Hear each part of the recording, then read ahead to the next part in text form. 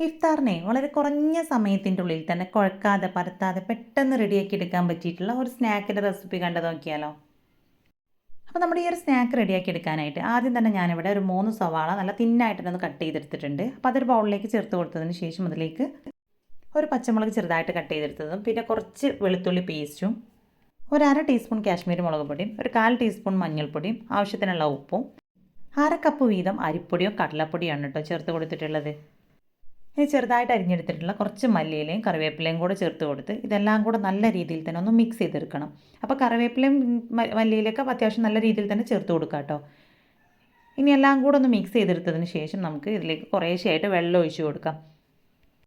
അപ്പോൾ ആദ്യം ഒരു 1/4 കപ്പിലധികം വെള്ളം ചേർത്ത് കൊടുത്താണ് കേട്ടോ ഞാനിപ്പോൾ അവിടെ ഇളക്കിയെടുത്തിട്ടുള്ളത്. അപ്പോൾ വെള്ളം ഒരുമിച്ചിട്ട് നമുക്ക് ചേർത്ത് കൊടുത്ത് ഇളക്കിയെടുക്കരുത്. അപ്പോൾ ചിലപ്പോൾ നമുക്ക് വെള്ളം കൂടി പോകാനുള്ള ചാൻസ് ഉണ്ട്. അപ്പോൾ കുറേശ്ശെയായിട്ട് ഒഴിച്ച് കൊടുത്ത് ഇതുപോലെ ഒന്ന് മിക്സ് ചെയ്തെടുത്താൽ മതി. ഞാനിപ്പോൾ അവിടെ 1 കപ്പിന് താഴെയായിട്ടാണ് കേട്ടോ വെള്ളം എടുത്തിട്ടുള്ളത്. 1/4 കപ്പിൽ കുറച്ച് അധികമായിട്ടുണ്ടായിരുന്നു. എന്നാൽ 1 കപ്പ് ഫുള്ളായിട്ടുമില്ല. ആ ഒരു ലെവലിലാണ് എനിക്കിതിലേക്ക് വെള്ളം ആവശ്യമായിട്ടുള്ളത്. നമ്മൾ ഓരോരുത്തരും എടുക്കുന്ന പൊടിക്കനുസരിച്ച് ചിലപ്പോൾ വെള്ളത്തിൻ്റെ അളവ് അങ്ങോട്ടും ഇങ്ങോട്ടൊക്കെ മാറി നിൽക്കാനുള്ള ചാൻസ് ഉണ്ട്. അപ്പോൾ ഏകദേശം ഈ ഒരു കൺസിസ്റ്റൻസിയിൽ എത്തുന്ന രീതിയിലാണ് നമ്മൾ ഇതിനെ മിക്സ് ചെയ്തെടുക്കേണ്ടത്. മാവ് ഒരുപാട് ലൂസായിട്ട് പോകരുത് കേട്ടോ.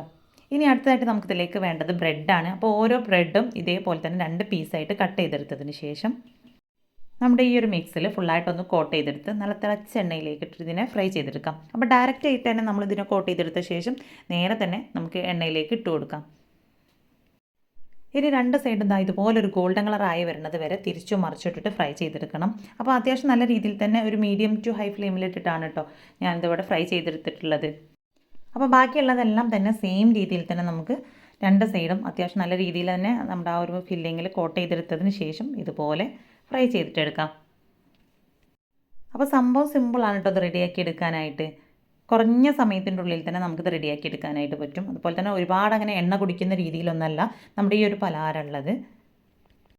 അപ്പോൾ ഇത്രയേ ഉള്ളൂ. സിമ്പിളായിട്ട് തന്നെ ഞാനിതിവിടെ റെഡിയാക്കി എടുത്തിട്ടുണ്ട്.